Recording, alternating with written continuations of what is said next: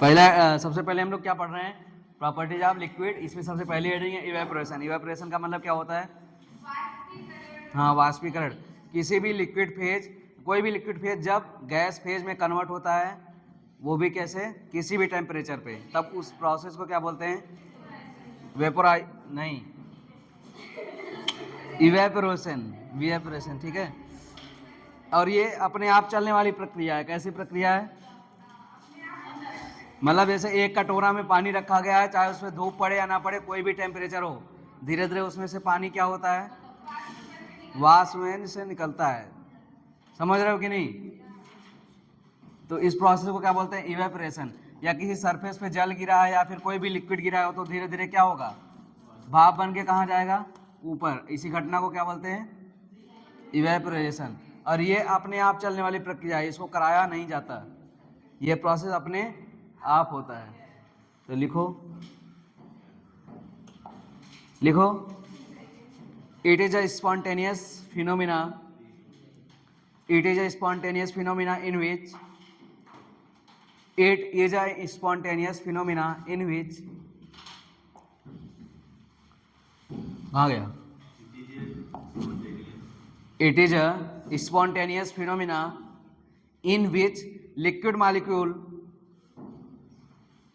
in which liquid molecule convert into, in which क्या? In which liquid molecule convert into vapor phase at any temperature, into vapor phase at any temperature। मतलब evaporation एक ऐसा process है जिसमें किसी भी temperature पे liquid molecule किस में कन्वर्ट होता है? वेपर में। और एक ऐसी प्रोसेस है स्पॉन्टेनियस की नॉन स्पॉन्टेनियस? स्पॉन्टेनियस। अगला हेडिंग लिखो, वेपोराइजेशन। क्या है यार? Vaporisation heading, vaporisation. Next heading क्या है? वेपोराइजेशन। एक परफेक्ट कलर चुनते हैं, उसी से पढ़ाएंगे आज।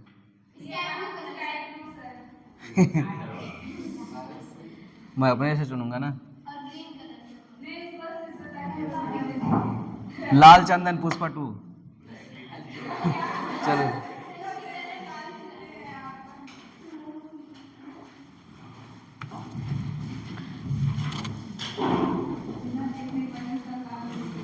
वेपोराइजेशन, वेपोराइजेशन और इवेपोरेशन दोनों में भाप बनता है, बट दोनों में अंतर क्या है? इवेपोरेशन हमेशा चलने वाली प्रोसेस है किसी भी टेम्परेचर पर, जबकि वेपोराइजेशन केवल और केवल बॉइलिंग पॉइंट पे होता है। किस पे होता है? बीपीटी। बीपीटी का मतलब बॉइलिंग पॉइंट। तो जब किसी भी लिक्विड को उसके बॉइलिंग पॉइंट टेम्परेचर दे दिया जाएगा, तो उससे भाप बनना क्या हो जाएगा? स्टार्ट हो जाएगा। इस घटना को क्या बोलते हैं? वेपोराइजेशन। इस घटना पे लिक्विड और क्या बोलते हैं उसको, वेपर इंटरफेस क्या हो जाता है? डिसअपियर हो जाता है, मतलब दिखता नहीं है। मतलब हमको दिखेगा नहीं कि लिक्विड है और इधर भाप बन रहा है। कंटिन्यू यहाँ से क्या बनेगा? सरफेस से भाप, जबकि इसमें लिक्विड और वेपर फेज क्लियरली दिखते हैं हमको। ठीक, तो सबसे पहले लिखो वेपोराइजेशन में। ये लाल चंदन जैसा नहीं लग रहा है यार, ये लग रहा है, पता नहीं, छोड़ो, चलो लिखो। It is continuous evaporization at boiling point, it is continuous evaporization at boiling point. इसका मतलब क्या होगा? इसका मतलब हुआ कि मुझे गर्मी लगने लगी, इसलिए कोट उतार रहा हूँ। It is continuous evaporization at boiling point where liquid vapor interface disappear, where liquid vapor interface boiling point where liquid vapor interface disappear called as vaporization, where liquid vapor interface disappear called as क्या? Vaporisation. Vaporisation हो गया। अगला style लिखो, evaporation depends upon, evaporation depend upon, मतलब evaporation घटना किस किस चीजों पे डिपेंड करता है? सबसे पहला लिखो फर्स्ट,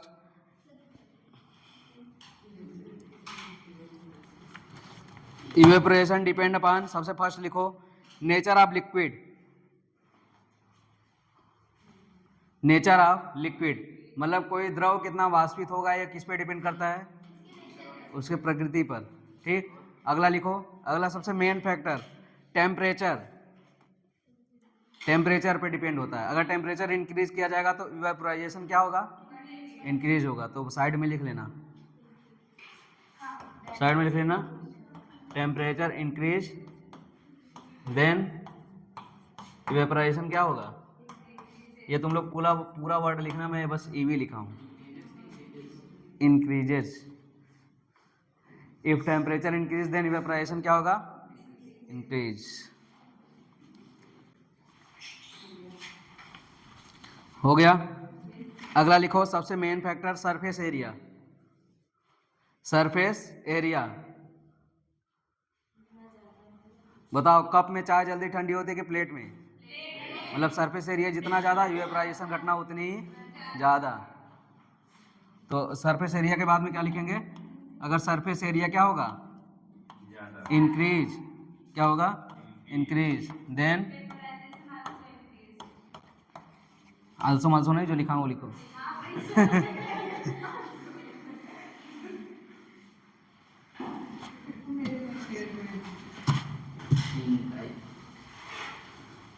हो गया, surface area increase then vaporization क्या होगा, इंक्रीज। इसीलिए कप में चाय देर में ठंडी होती है जबकि प्लेट में जल्दी ठंडी हो जाती है। इसलिए कप के नीचे क्या दिया जाता है हमको, प्लेट दिया जाता है। वो फैशन के लिए नहीं, ताकि चाय उसको ठंडी कर सके, इसलिए।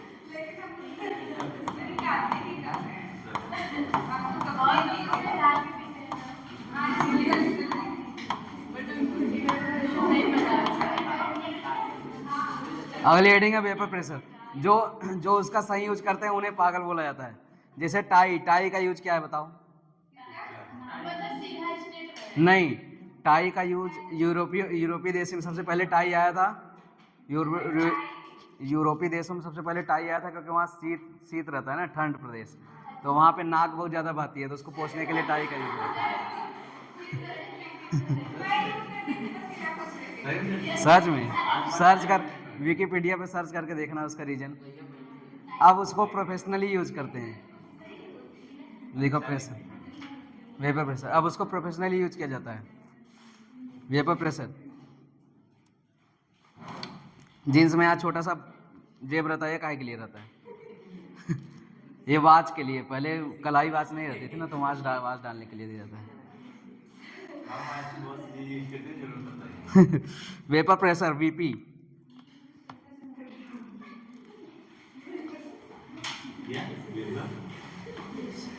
वेपर प्रेशर को समझ लेते हैं। वेपर प्रेशर का मतलब गैस का दाब है। किसका दाब है, हमारे पास क्या है, एक कंटेनर है, ठीक है, बोलो। इस कंटेनर में मान लो हमारे पास क्या भरा गया है, पानी। कैसा होता है, ब्लू, ब्लू है पानी।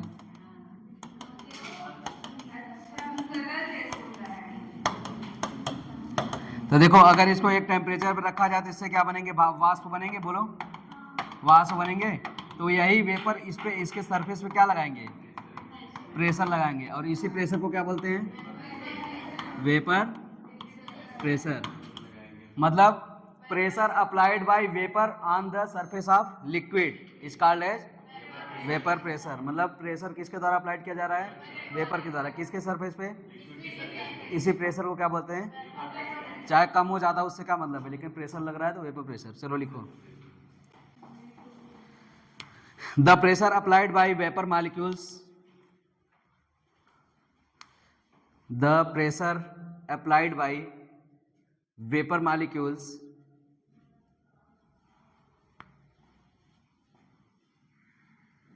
the pressure applied by vapor molecules on liquid surface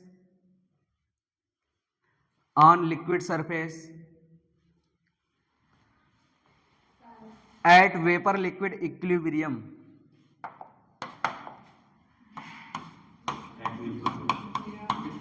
eight vapour liquid equilibrium,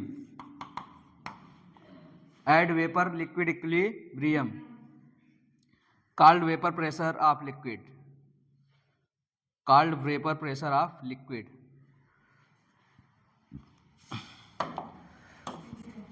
vapour pressure तब काम करेगा जब कंटेनर क्या होगा, क्लोज होगा, तभी वेपर उससे टकरा टकरा के क्या करेगा,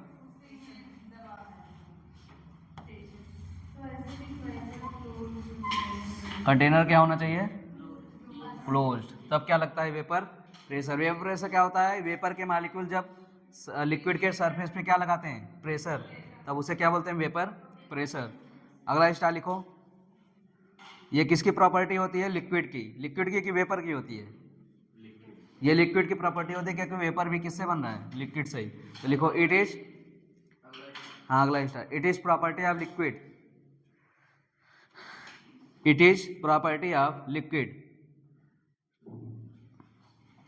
it is property of liquid.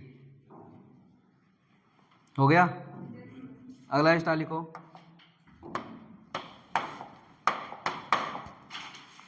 देखो depend upon temperature and nature of liquid, depend upon temperature and nature of liquid.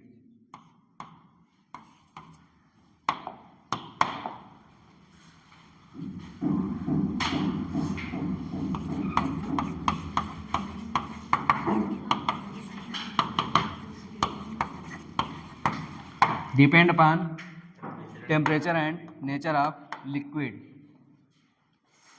हो गया, अगला स्टार लिखो, not depend upon surface area,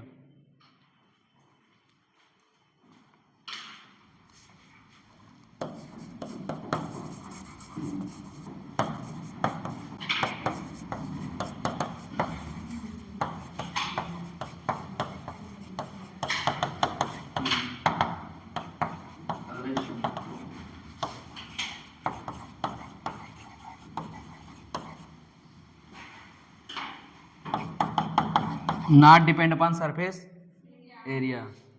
जो वेपर प्रेशर होता है वो किस पे डिपेंड करता है, टेम्परेचर पे, टेम्परेचर बढ़ाएंगे तो वेपर प्रेशर ज़्यादा वेपर बनेगा ना, तो उससे वेपर प्रेशर क्या बढ़ेगा, बढ़ेगा, और नेचर ऑफ लिक्विड पे, लेकिन सरफेस एरिया पे डिपेंड नहीं करता क्योंकि सरफेस एरिया से कोई मतलब नहीं है। अब दूसरी बात, एट इक्विलिब्रियम, ये कब होता है, इक्विलिब्रियम पे, मतलब वेपर बनने की रेट और वेपर का लिक्विड बनने का रेट दोनों क्या हो जाए आपस में बराबर, मतलब जितना वेपर बन रहा है उतना ही क्या बन रहा है, वेपर टकरा टकरा के लिक्विड बन रहा है, तो इसे क्या बोलते हैं, एट इक्विलिब्रियम। मतलब यहाँ पे जितना वेपर बन रहा है उतना ये टकरा टकरा के क्या बन रहा है, लिक्विड, तो इसे क्या बोलेंगे, वेपर लिक्विड इक्विलिब्रियम। उस कंडीशन पे जो भी वेपर लिक्विड के सरफेस पे प्रेशर लगाता है उसे क्या बोलते हैं, वेपर प्रेशर। कंटेनर कैसा होना चाहिए, क्लोज। कोई डाउट है यहाँ पे, लिख लो इसको।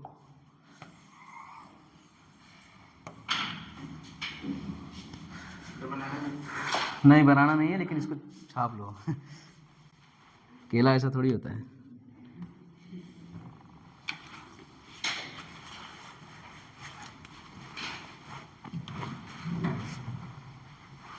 और बढ़िया चित्र बना दें क्या, वेपर को ऐसे गोला गोला दिखा लो अगर बढ़िया चित्र बनाना है तो हो गया बढ़िया चित्र।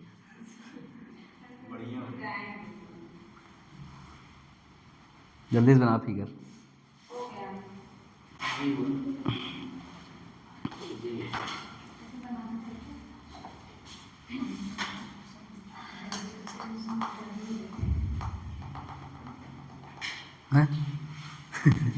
छीन टपाक डमडम।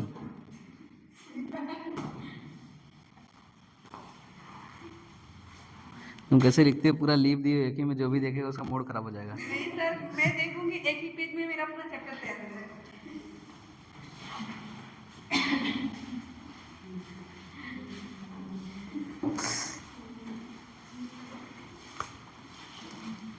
ये बोर्ड फालतू बनाया क्या वो वाला बोर्ड फालतू बनाया क्या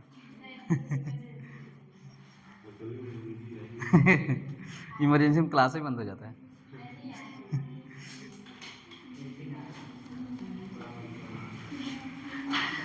और टीवी हटा के तुम लोग को व्हाइट बोर्ड पे पढ़ाया जाए तब वाइट बोर्ड का फील अलग होता है, उसको पढ़ाने का अलग मजा है। इस पे फील नहीं आता। जब मार्कर ऐसे घिसता है ना, घिसते हुए आता है, वो थोड़ा सा बल लगाना पड़ता है, तब उसका फील अलग होता है। इसमें तो मज़ा नहीं आता। ब्लैक बोर्ड नहीं, वाइट बोर्ड और मार्कर।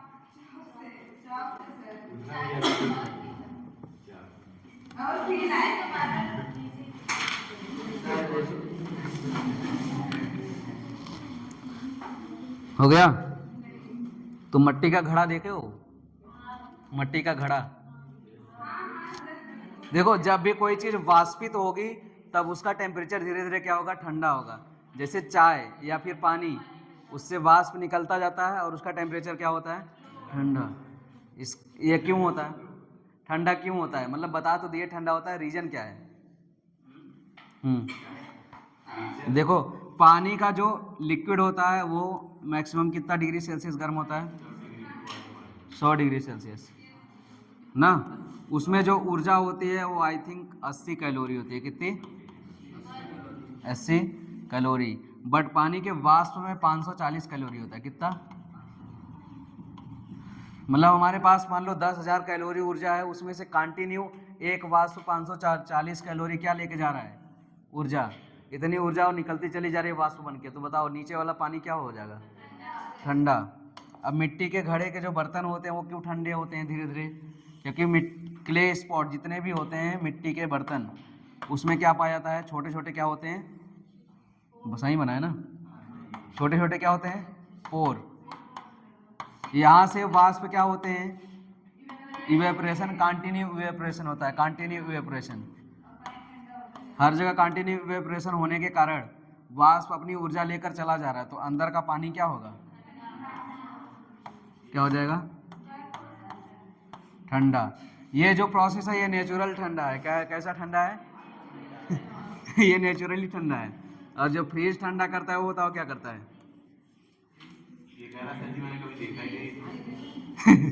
फ्रीज ऐसे मटकी में ऐसे नहीं दिखेगा। मटकी में ऐसे नहीं दिखेगा ना। बताओ फ्रीज कैसे ठंडा करता है किसी चीज को? फ्रीज किसी चीज को कैसे ठंडा करता है?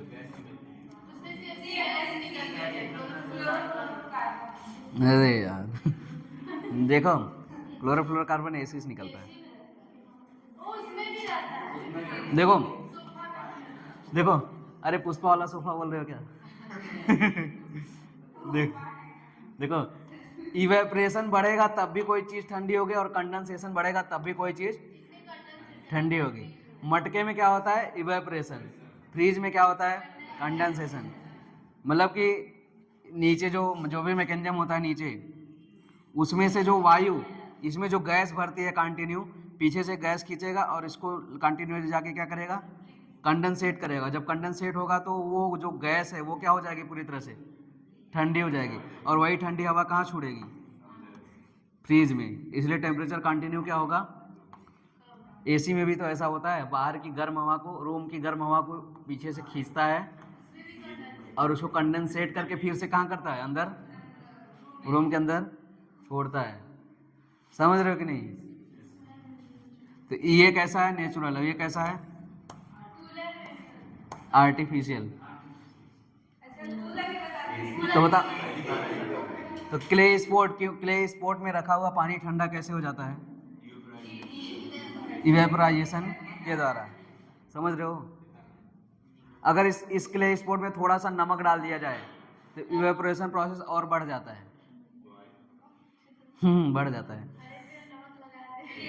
फ्रीजिंग पॉइंट जब पढ़ोगे तब इवेपोरेशन क्या हो जाता है?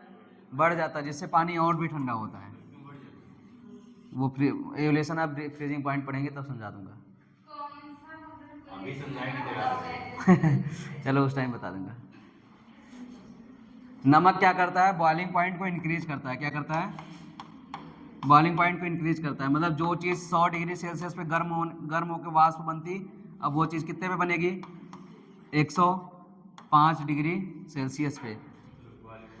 हाँ, तो वो ये जो प्रोसेस हो गया, ये क्या हो गया? वेपोराइजेशन। बट हम लोग क्या पढ़ रहे हैं? इवेपोरेशन। इवेपोरेशन एक नेचुरल प्रोसेस होता है, किसी भी टेम्परेचर पे कंटिन्यू होता रहता है। बाहर का टेम्परेचर जितना ज़्यादा, इवेपोरेशन घटना उतनी ही ज़्यादा, इसलिए गर्मी में ज़्यादा से ज़्यादा मटका का पानी क्या होता है, ठंडा। दूसरा बात एक और, हम लोग जब गर्मी में ताज़ा पानी निकालते हैं तो कैसा होता है, कूल होता है, और जब ठंडी में निकालते हैं तो कैसा होता है, हॉट होता है। इसका क्या रीज़न है? नहीं तो टेम्परेचर के हिसाब से रखा हुआ है। पृथ्वी में फ्रीज लगा, भट्टी लगी है क्या? नहीं, टेम्परेचर नहीं, सरफेस के अंदर का टेम्परेचर ऑलवेज 18 डिग्री सेल्सियस होता है। अब बाहर का टेम्परेचर हो गया मान लो 35 डिग्री सेल्सियस गर्मी में, तब ये निकलेगा 18, तो बताओ कैसा होगा, लगेगा ठंडा। अब ठंडी में क्या हो गया, मान लो ठंडी में हो गया 10 डिग्री सेल्सियस, तो ये पानी 18 वाला निकलेगा तो कैसा लगेगा, गर्म। बस यही रीजन होता है। आया समझ में?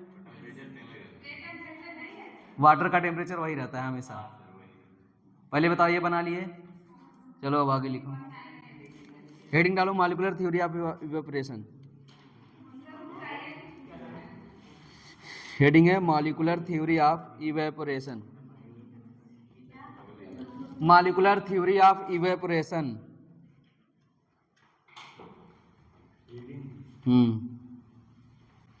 Molecular theory of evaporation.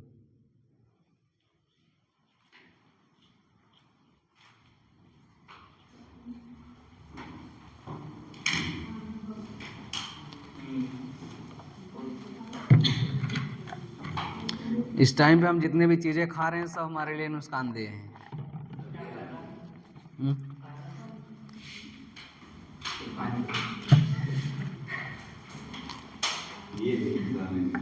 फायदा जो पुराने जमाने के लोग खाते थे वो पौष्टिक आहार खाते थे। हम लोग फैशन के चक्कर में नाश कर दिए हैं। चीनी खाते हो ना?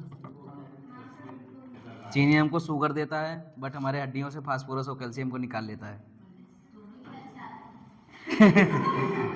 सोचो, चीनी की जगह गुड़ खाया करो। लेकिन गुड़ के लिए बोलोगे पुराने जमाने वाले खाते थे।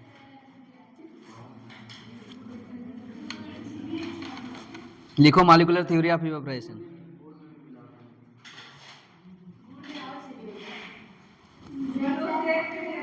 एक स्टार लिखो। Due to evaporation cooling occurs in clay pot. Clay pot मतलब मिट्टी के बर्तन। Due to evaporation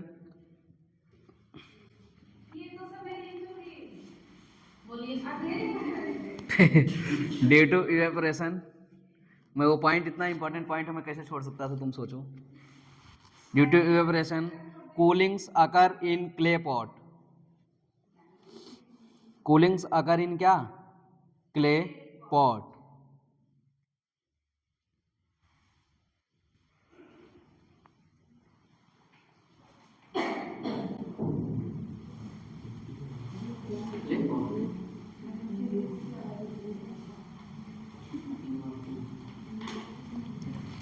molecular theory बनाते हैं, ठीक है। पहले जो मैं फिगर बना रहा हूँ फिगर बना लो, उसके बाद मैं समझा देता हूँ। एक फिगर है सिंपल सा, फिगर में थोड़ा जगह रखना है, उसमें बनाना भी है।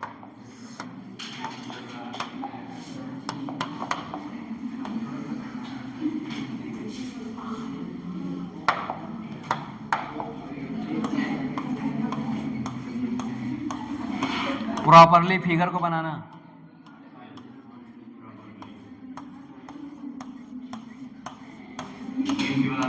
ये क्या बन रहा है, लड्डू? नहीं, घी के नहीं बनाना है, बस ऐसे बना दो।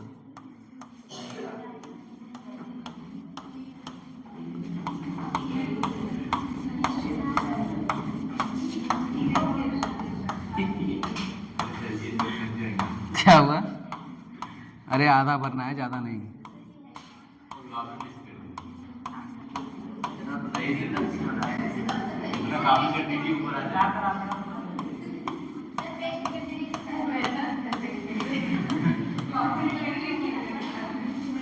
यार ये ऊपर नीचे हो गया ना, यही तो मुझे नहीं चाहिए था। चलो एक मिनट।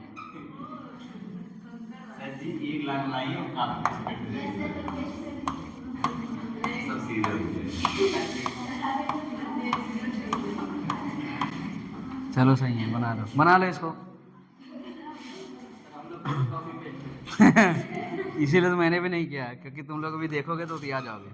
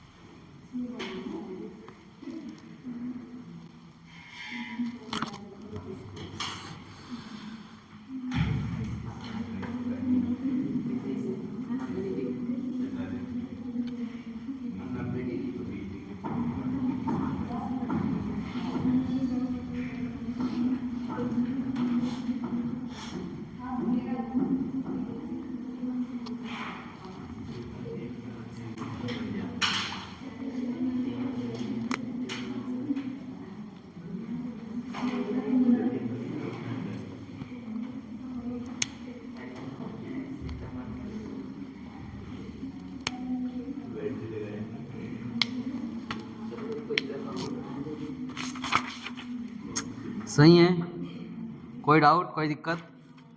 चलो ठीक है। अब जो चीज़ समझाना चाहता हूँ समझाना धीरे धीरे। पहले मुझे कॉपी पे साइन कर लूँ।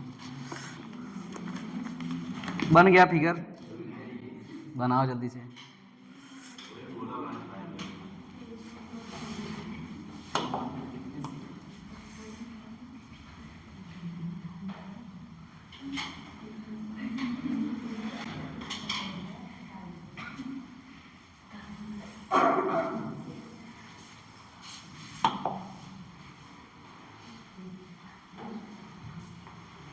गोला ही तो बनना है।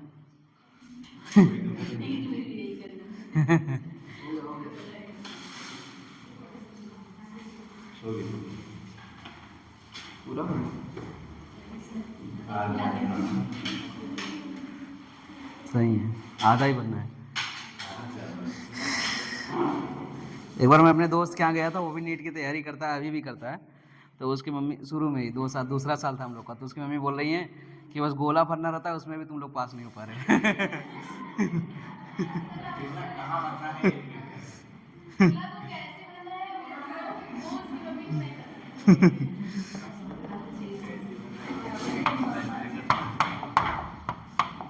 तो देखो, सबसे पहला हम यहाँ बना देते हैं, जो फर्स्ट लेयर पे जो एनर्जी होती है उस एनर्जी को क्या बोलते हैं? Surface energy. क्या बोलते हैं? Surface energy. सरफेस एनर्जी क्या काम करता है?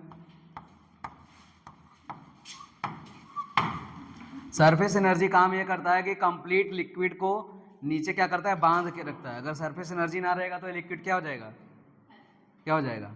बिग बैंग थ्योरी के जैसा क्या हो जाएगा? फैल जाएगा। कोई भी सरफेस, अपने वाटर को भी देखो, अगर थोड़ा सा बूंद करके गिराओगे तो चारों तरफ से एक सरफेस एनर्जी के द्वारा, सरफेस टेंशन के द्वारा उसको क्या करता है?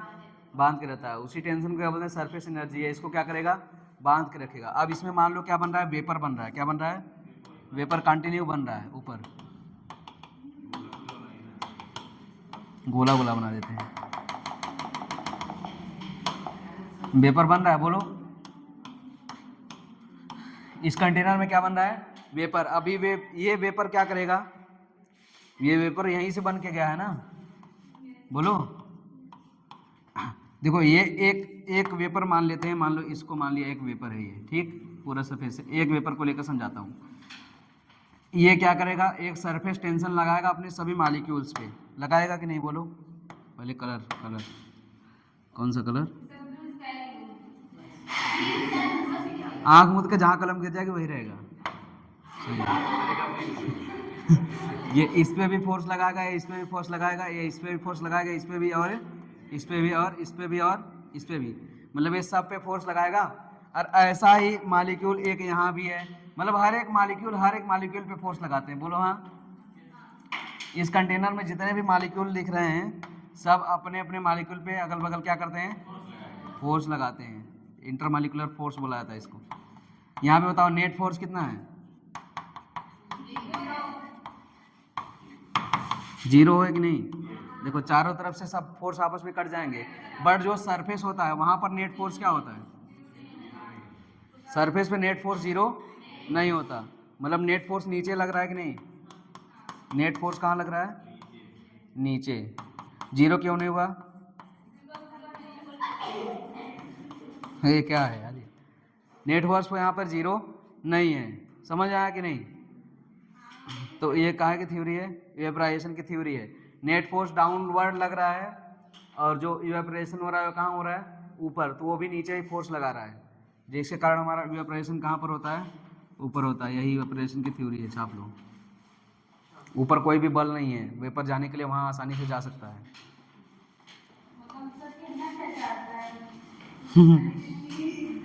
अभी इसको वन हाफ इक्वेशन से पूरा समीकरण कंप्लीट करेंगे ना। मैं ये बताना चाहता हूँ कि टेम्परेचर पे कैसे डिपेंड करता है वेपर। तो कैसे डिपेंड करता है? जो सरफेस के मॉलिक्यूल हैं उन पे केवल और केवल एक बल लग रहा है, एक इधर और एक इधर, उन पे कोई बल ही नहीं लग रहा है, तो वेपर में आसानी से क्या हो जाते हैं? कन्वर्ट। जबकि जो नीचे वाले मॉलिक्यूल हैं उनको ये ऊपर वाला मॉलिक्यूल क्या करके रखा है? दबा के रखा है, तो नीचे वाले मॉलिक्यूल वेपर में कन्वर्ट नहीं होते हैं। केवल कौन होते हैं? सरफेस के मॉलिक्यूल। जैसे जैसे टेम्परेचर बढ़ाएंगे वैसे वैसे यहाँ का जो फोर्स होता है और कम होगा, जिससे वेपर प्रेशर और तेज बढ़ता चला जाएगा। बस यही कहना चाहता है। जैसे जो बाहर आदमी खड़े हैं, कोई क्या हो गया, भगदड़ हो गई, तो सबसे पहले कौन भागेंगे? क्योंकि उनको उधर से कोई भी फोर्स नहीं लग रहा है, जबकि बीच वालों को दो सहारों का तेज फोर्स लग रहा है, तो वो नहीं भाग पाते। पानी उबलता है तो केवल और केवल दिखने में लगता है नीचे ऊपर, बट वाष्पित कौन होता है? केवल सरफेस वाला। देखो जैसे पानी नीचे से मिल रहा है, ठीक है, बोलो, जैसे ही ये मॉलिक्यूल गर्म हुआ, ये पहले नीचे आता है, नीचे वाले को बोलता है जो ले नीचे में उठा मिलता था आप समझ रहे हो कि नहीं? ऊपर का मॉलिक्यूल कहाँ, नीचे का मॉलिक्यूल ऊपर जाएगा और ऊपर वाले को क्या बोलेगा? जो नीचे वहाँ कहाँ मिलता ताप मिलता, और वो गर्म होके गया और वापिस वाष्पित हो गया, फिर ऊपर वाला मॉलिक्यूल दौड़ते हुए आएगा, फिर यहाँ गर्म होगा, फिर वाष्पित हो जाएगा। इस टाइप से ऐसा लगता है कि पूरा मिक्स हो रहा है, बट हमेशा सरफेस वाले ही उड़ते हैं। अरे यार नीचे वाले मॉलिक्यूल सबसे पहले गर्मी पाए, ऊपर जाके बताएं, जैसे तुम लोग बताते हो कि जो वहाँ पूड़ी मिलता है फ्री में, वैसे वो भी जाके क्या बताया? जहाँ वहाँ गर्मी मिल रही है। तो ये जो नीचे वाला मॉलिक्यूल सबसे पहले गर्म हुआ, ये ऊपर जाके वाष्पित हो गया, नीचे ऊपर वाला मॉलिक्यूल नीचे आया, ये गर्म हुआ, फिर ये जाके कहाँ हो गया? वाष्पित। इस टाइप से प्रोसेस चलता है उनका। बन गया पूरा।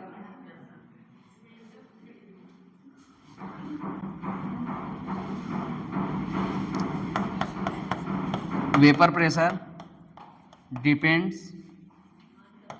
अपॉन किस पे? टेम्परेचर पे। और ये कैसे डिपेंड करता है, इसको हम लोग क्या करेंगे? प्रूव करेंगे।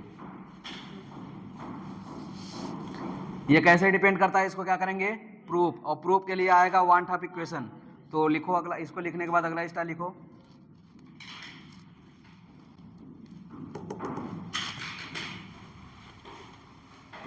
आ रही केमिस्ट्री समझे?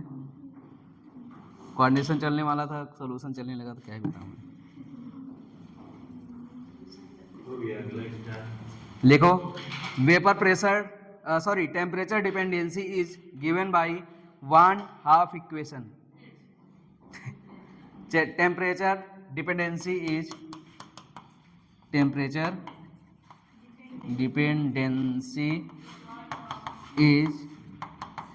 गिवन बाय क्या?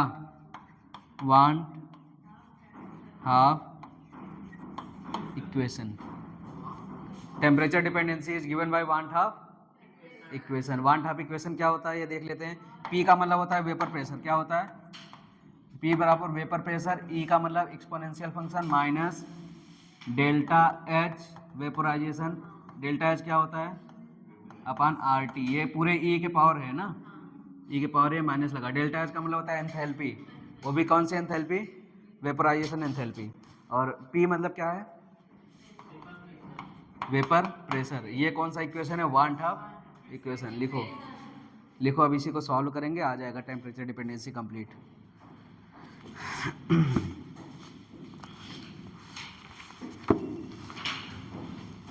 गला क्यों सूख रहा है यार? माउंटेन ड्यू लाना है।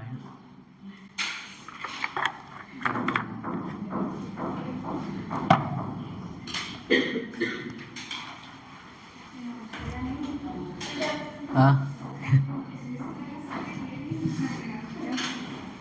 देखो, अगर एक्सपोनेंशियल फंक्शन को हटाना होता है तो हम लोग क्या लेते हैं? ln लेते हैं। ln का मतलब कोटा वाला ln नहीं, ln का मतलब log, log के पावर e, मतलब इस e को हटा देंगे इधर आ जाएगा। ln का मतलब होता है log के बेस क्या, log के बेस e।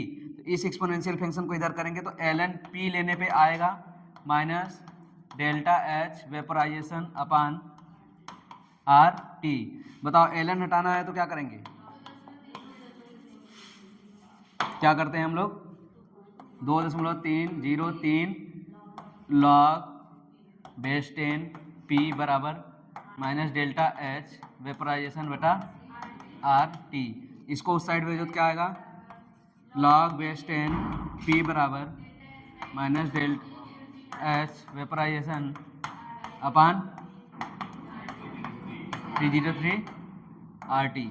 इसका मतलब अगर e एक्सपोनेंशियल फंक्शन को हटाना होता तो हम लोग क्या लेते हैं, ln लेते हैं, या log लेंगे, लेकिन उसके पावर क्या, उसका बेस क्या होगा, e होगा, और बेस e को हटाना है तो 2.303 से क्या करेंगे, गुणा। उसके बाद 2.303 को कहाँ कर दिया गया, उस साइड कर दिया गया।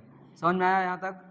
इसके बाद इनका इंटीग्रेशन कर दो, सॉरी इंटीग्रेशन नहीं, डिफ्रेंसिएशन कर दो, डी बाई डी टी कर दो। क्या कर दो, d by d T into log base 10 into p बराबर d by d T into delta H vaporization upon 2.303 R T. यहाँ तक लिखो।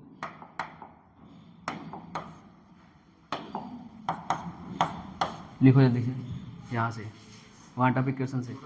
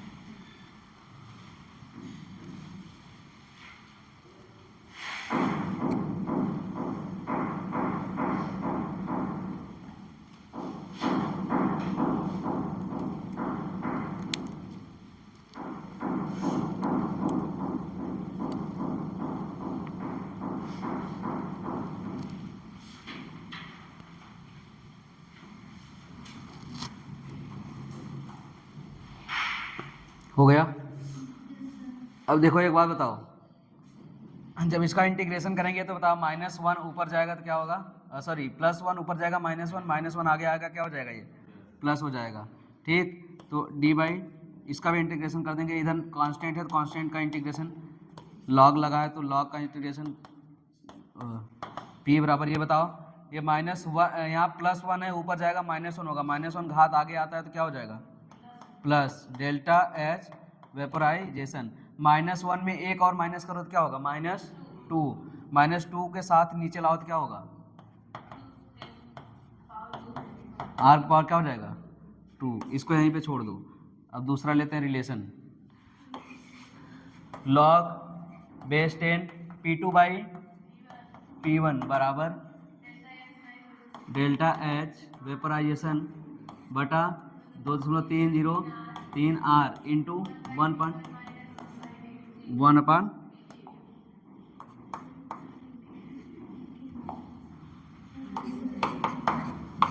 देखो इधर लॉग के साथ p2 बाई t1 लिया गया, तो इधर लॉग नहीं है तो इसको क्या लिखेंगे, 1/t1 माइनस 1/t2। हो गया यहाँ तक। अब उसके बाद बस ये रिलेशन आ गया। यहाँ से देखो इफ t2 बड़ा है किससे, t1 से, तो बताओ डेल्टा एच क्या होगा, पॉजिटिव कि निगेटिव,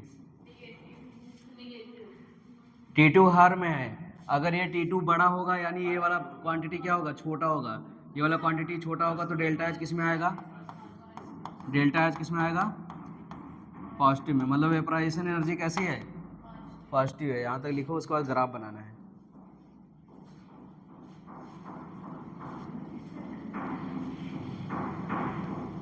डेल्टा एच पॉजिटिव का मतलब एंडोथर्मिक एक्सोथर्मिक। एंडोथर्मिक का मतलब टेम्परेचर देने पर क्या होगा प्रोसेस, एनर्जी लेगा कि एनर्जी देगा, एनर्जी लेगा। इसका मतलब वेपराइजेशन क्या होगी, बढ़ेगी कि घटेगी, नहीं है क्या समझ में तुम लोग को।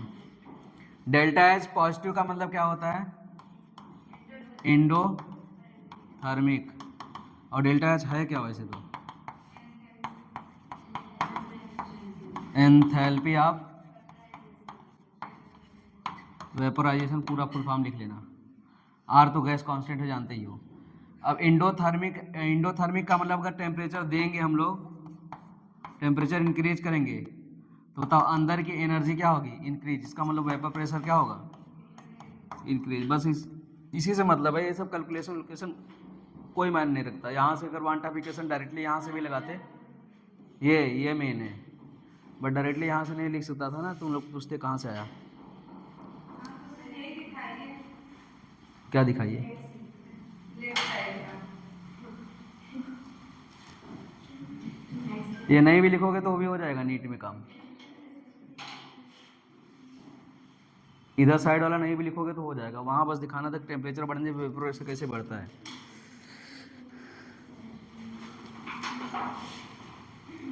मुझे बहुत ज़्यादा गर्मी लगने लगी है यार, टोपा उतार दूँ क्या, लेकिन तुम लोग बाल देख लोगे फिर हंसोगे। हाँ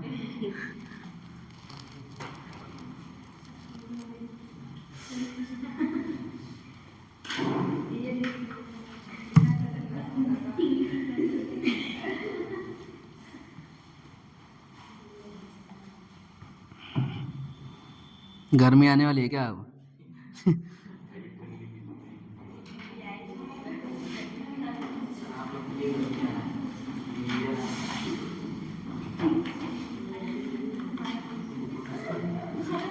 लिख लिया पूरा।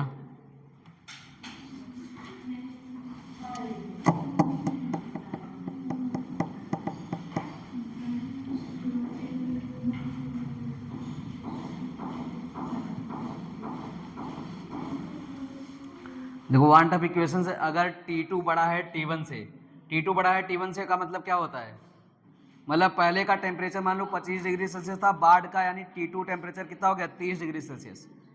अरे ये पहले का टेम्परेचर है और ये बाद का, मतलब पहले का टेम्परेचर छोटा है बाद के टेम्परेचर से।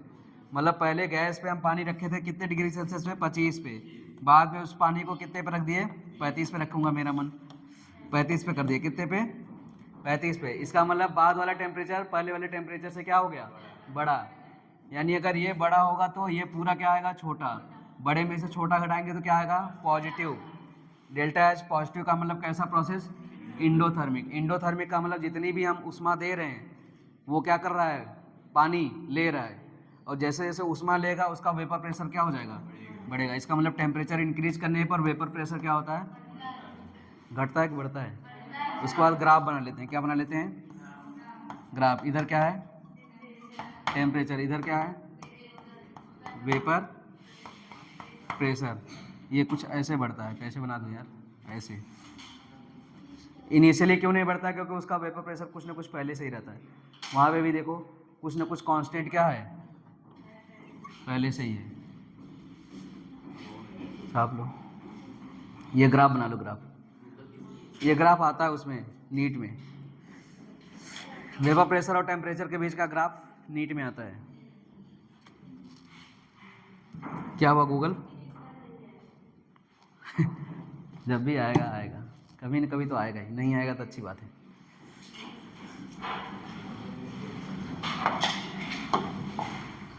अब जो बहुत शुरू से ही पढ़ने आए हो तुम लोग वो लिखो।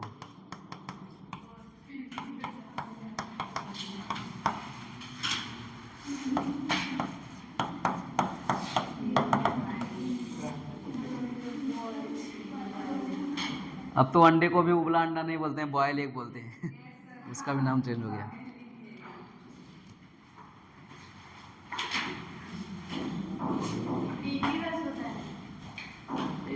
BPT, boiling point temperature.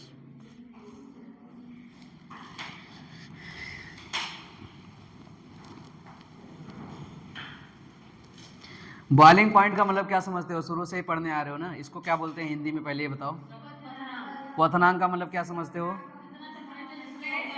क्वथनांक का मतलब होता है कि ऐसा टेम्परेचर जब कोई लिक्विड किस में बदलने लगे, वाष्प में। अब बताओ, जैसे हमारे पास एक लिक्विड है यहाँ पर, ये क्या है? लिक्विड। ये जाना चाहता है ऊपर, लेकिन एटमॉस्फेरिक प्रेशर इसको कहाँ दबा रहा है? नीचे दबा रहा है, ठीक। बट ये लिक्विड जाना कहाँ रहा है? ऊपर। अब जब लिक्विड जाएगा तो किसके रूप में जाएगा? वेपर के रूप में जाएगा। बट इसके कारण दिक्कत क्या हो रही है? एटमॉस्फेरिक प्रेशर इसको क्या कर रहा है? दबा रहा है, अंदर वेपर प्रेशर लग रहा है। बट हम लोग अब क्या करेंगे? टेम्परेचर देंगे। क्या देंगे? टेम्परेचर। टेम्परेचर देने पे इसका वेपर प्रेशर क्या होगा? ज़्यादा। अब जाके वेपर प्रेशर और जब एटीएम एटमॉस्फेरिक प्रेशर आपस में क्या हो जाएंगे? इक्वल। जब इक्वल हो जाएंगे तो वाष्पित होना स्टार्ट हो जाएगा। समझ में आया कि नहीं? जब तक ये दबाए रहेगा, जब तक इसको दबाए रहेगा तब तक ये नहीं उड़ेगा। बट जैसे ही इसका प्रेशर और इसका प्रेशर इक्वल हो जाएगा तो क्या हो जाएगा? मतलब टेम्परेचर का वो स्टेट जहाँ पर वेपर प्रेशर किसके इक्वल हो जाता है, उसे क्या बोलते हैं? Boiling point. बताओ वाटर का बॉइलिंग पॉइंट कितना होता है? हाँ, वाटर का बॉइलिंग पॉइंट कितना होता है? 100। इसका मतलब जब किसी जल को 100 डिग्री सेल्सियस तक गर्म कर देंगे तो उस जल का vapour pressure ATM atmospheric pressure के क्या हो जाएगा? उससे क्या ही फर्क पड़ेगा। चलो तो लिखो, फिर से समझाऊं क्या? लिखो, the temperature at which vapour pressure of liquid becomes, the temperature at which vapor pressure of liquid becomes, the temperature at which vapor pressure of liquid becomes equal to outer atmospheric pressure, the temperature at which vapor pressure of liquid becomes equal to outer atmospheric pressure is called, outer atmospheric pressure is called boiling temperature of liquid, is called boiling temperature of liquid is called, अरे यार चिल्ला के रख दिया तुम लोग। The temperature at which vapour pressure of liquid becomes equal to outer atmospheric pressure is called boiling temperature of liquid। आया समझ? अब दो चीजें, दो क्वेश्चन में पूछ रहा हूं, बताओ। पहाड़ पे खाना क्यों देर में पकता है और नमक डालने पे खाना क्यों जल्दी पक जाता है?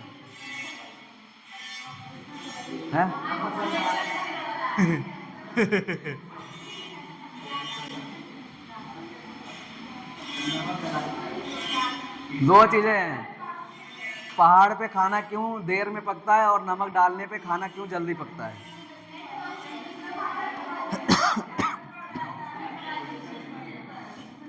टोपा हो गया। पता नहीं क्या बकबका रहे हो, यहाँ तक आवाज भी नहीं आ रही सही से। तुम लोग उसी में बात भी कर लेते होगे। देखो, जब पहाड़ पे जाएंगे तो एटमॉस्फेरिक प्रेशर क्या हो जाएगा? कम हो जाएगा।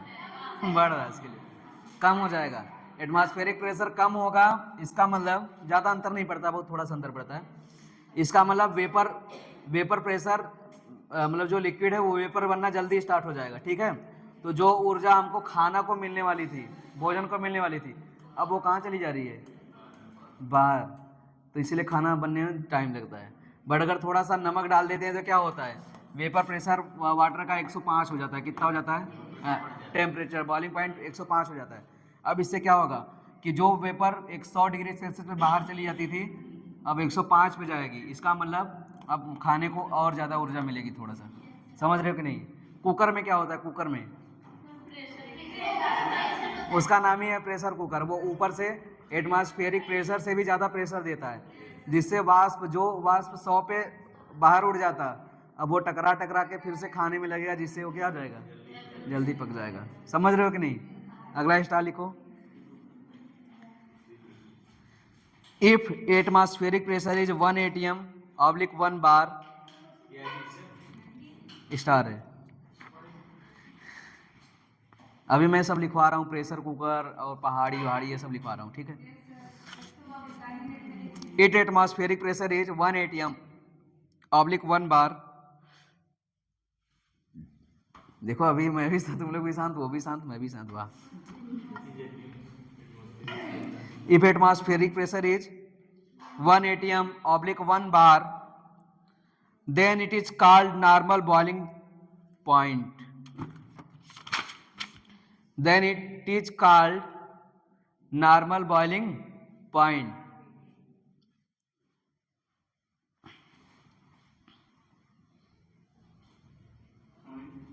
बस हो गया खत्म।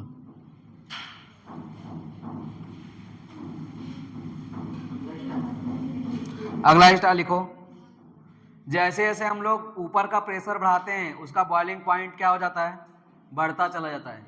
जाहिर सी बात है, पहले वेपर प्रेशर एटीएम के बराबर होने के लिए 100 डिग्री सेल्सियस पे हो रहा था। अब हम लोग को प्रेशर और बढ़ा दिए, इसका मतलब अब उसको टेम्परेचर और देना पड़ेगा। तो लिखो on increasing in pressure, on increasing in pressure,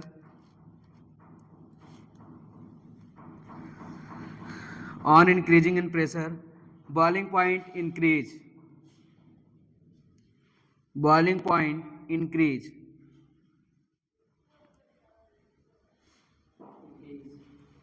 boiling point increase। अगला स्टार लिखो। that is in pressure cooker,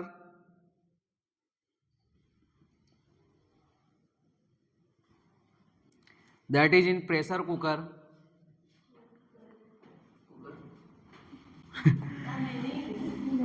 COOCER, that is in pressure cooker, late boiling oblique early cooking, late boiling oblique early cooking,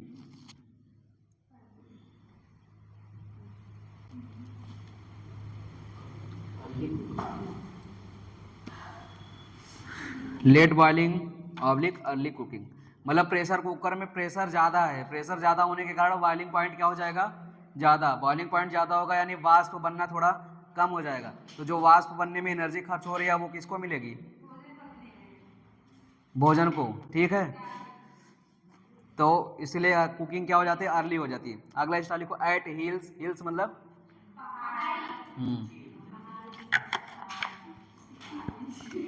लिखो at hills atmospheric pressure is less, slightly less, जो भी लिख लो less लिख लो, समझ में आना चाहिए कि स्लाइटली ही है, बहुत ज़्यादा लेस नहीं हो गया है। At hills atmospheric pressure is less, that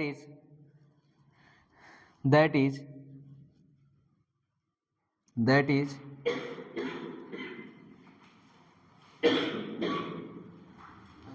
early boiling oblique late cooking, early boiling oblique late cooking.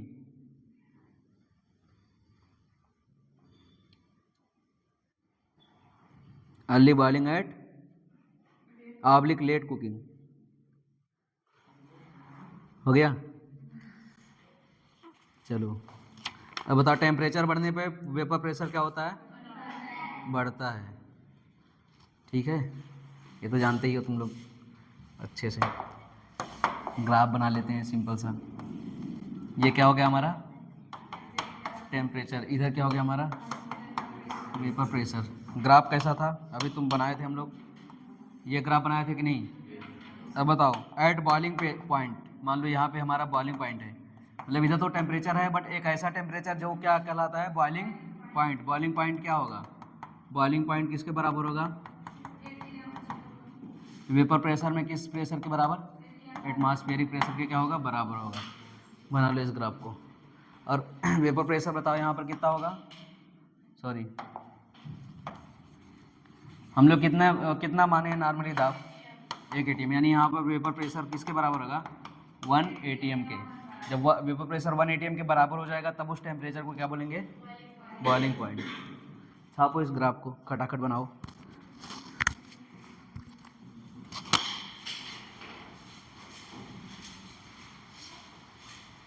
बंद नहीं किया।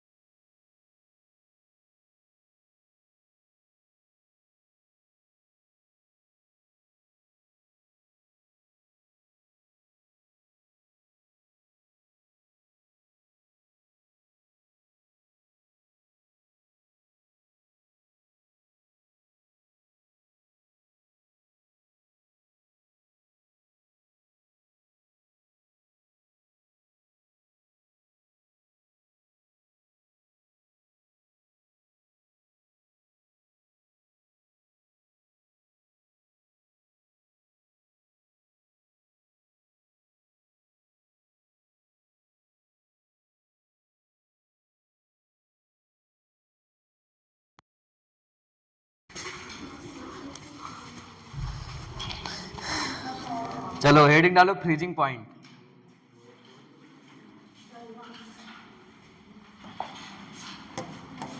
कौन सा पॉइंट?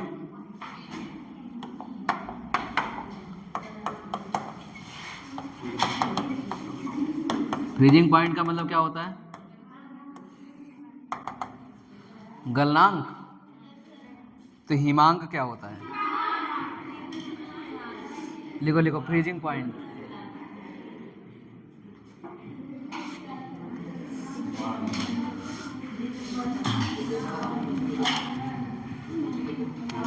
बताओ फ्रीजिंग पॉइंट में यानी हिमांक में कोई चीज क्या होना चाहता है?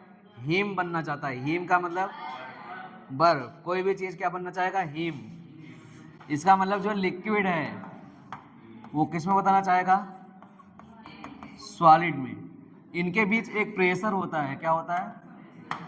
इसी प्रेशर के कारण सॉलिड पहले किस में बदला था? लिक्विड में। अब यही लिक्विड किस में बदलना चाहता है? सॉलिड में। तो इस प्रेशर को भी सॉलिड का वेपर प्रेशर हो गया सॉलिड का, और इधर क्या हो गया? लिक्विड का वेपर प्रेशर। तो मतलब ऐसा टेम्परेचर जब लिक्विड का वेपर प्रेशर किसके इक्वल हो जाए? सॉलिड के वेपर प्रेशर के क्या हो जाए? इक्वल। तब उस टेम्परेचर को क्या बोलते हैं? Freezing point. तो लिखो the temperature at which vapour pressure of liquid the temperature at which vapor pressure of liquid the temperature at which vapor pressure of liquid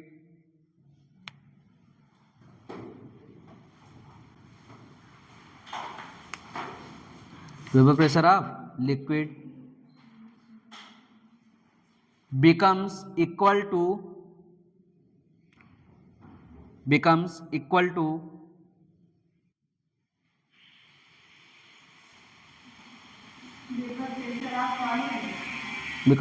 vapour pressure of its solid. मतलब जिसका liquid है उसी का solid. Equal to vapour pressure of its solid, vapour pressure of its solid at solid liquid equilibrium, at solid liquid equilibrium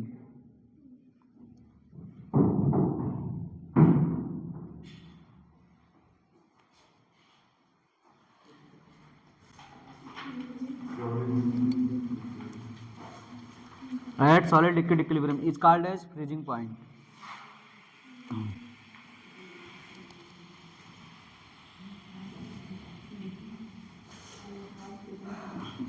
is called as क्या? freezing point.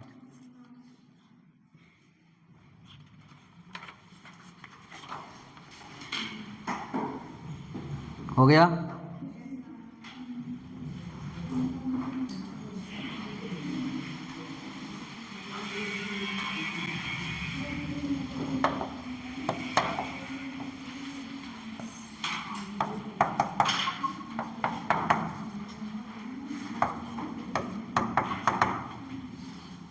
देखो gas के लिए, liquid के लिए तो हमने ऐसा बनाया था ग्राफ, ठीक है, बोलो।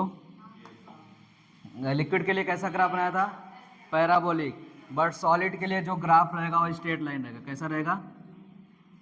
स्ट्रेट लाइन रहेगा। मतलब एक सॉलिड ए स्टेट से बी स्टेट तक गया, ये क्या है? Solid liquid equilibrium. क्या है?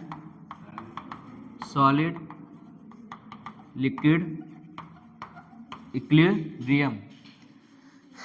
मतलब कि कोई भी सॉलिड जब सॉलिड लिक्विड इक्विलिब्रियम पे पहुंच जाता है, अभी कोई लिक्विड ऐसे टेम्परेचर पे पहुंच जाता है जहां पे सॉलिड लिक्विड क्या बन गया? इक्विलिब्रियम। मतलब लिक्विड सॉलिड में बदल रहा है और सॉलिड लिक्विड में, बट दोनों का रेट आपस में क्या हो गया है? इक्वल। तो इस टेम्परेचर को क्या बोलते हैं?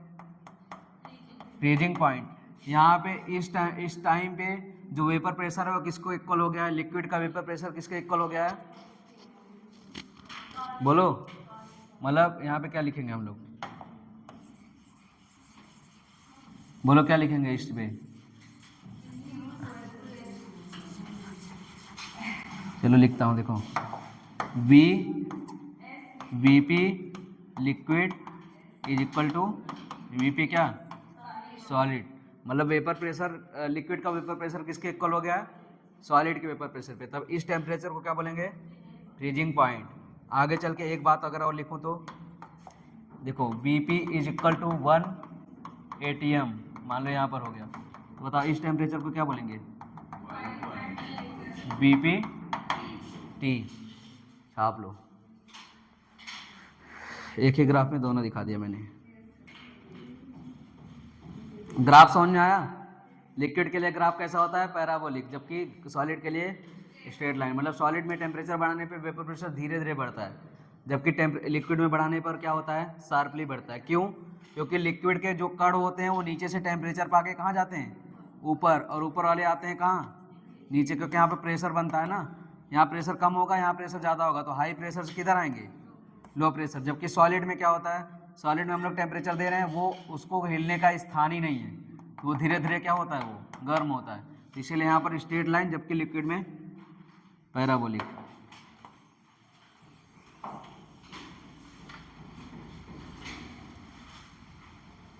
वो लाइन भी जा रहा है।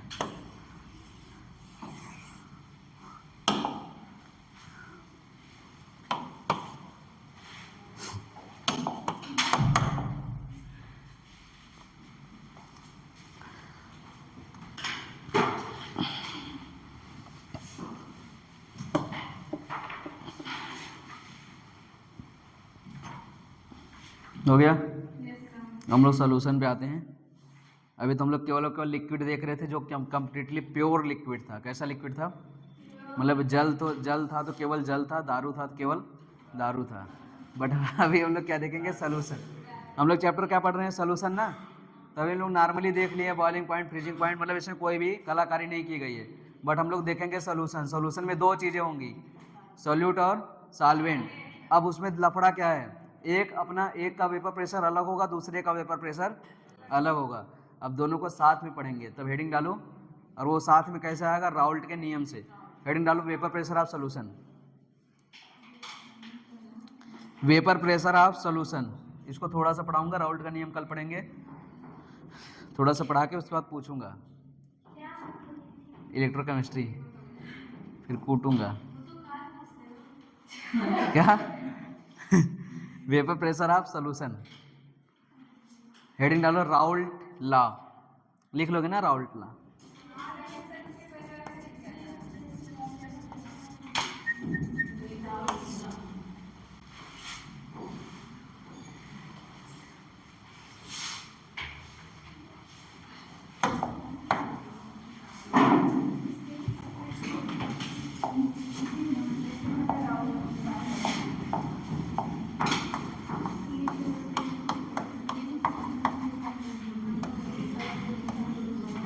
दो प्रकार के सॉल्यूशन होते हैं, कौन कौन से बताओ तो?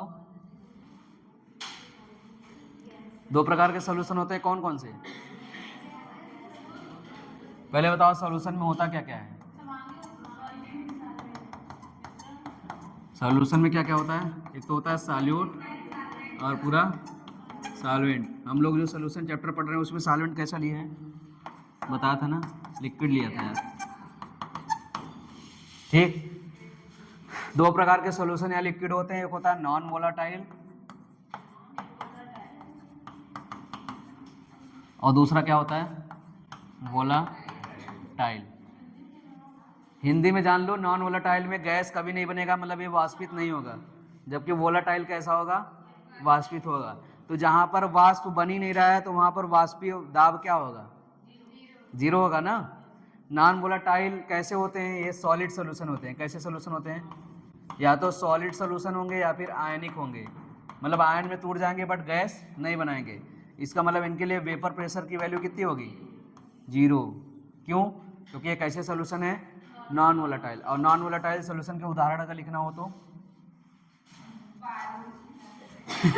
क्या लिखेंगे बताओ, यूरिया सेलुलोज सुक्रोज लिखो, यूरिया सेलुलोज सुक्रोज, जल्दी जल्दी लिखो, यूरिया सेलुलोज सुक्रोज। राउल्ट के नियम की बस थ्योरी है, राउल्ट का नियम बहुत टफ है। इथिलीन ग्लाइकोल,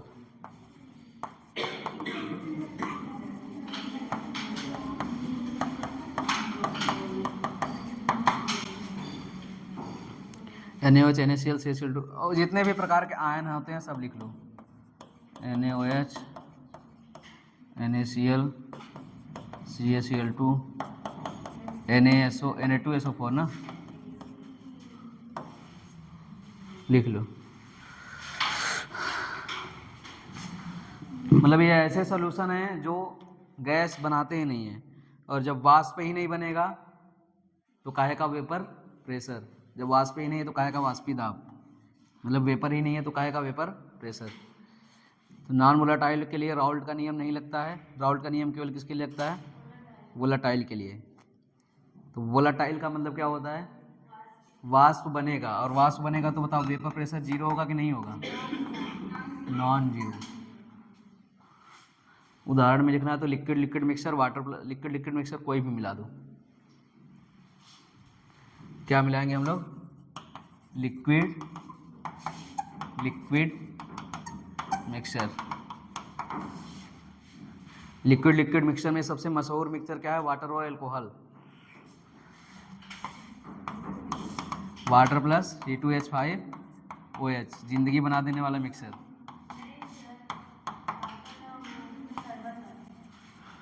नहीं, लिक्विड लिक्विड चीनी क्या है, लिक्विड नहीं है ना, ये जिंदगी बना देने वाला मिक्सचर है।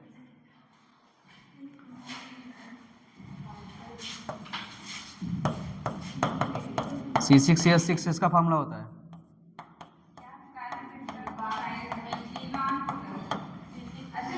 बेंजीन का यार।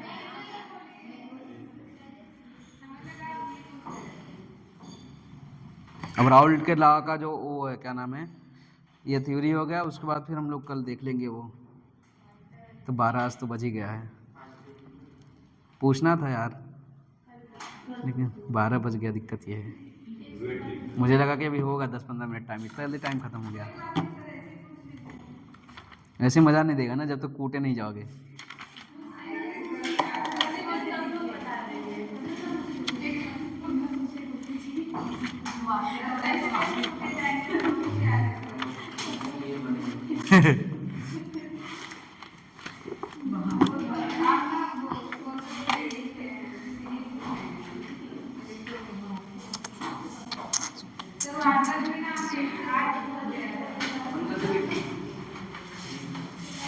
चलो ठीक है यार, जाओ। अरे तुम लोग तो जाते ही नहीं हो, जाता तुम्हें क्या, नहीं नहीं पूछूंगा, जाओ, छोड़ दिया, मुंह तुम्हारा सूख गया था।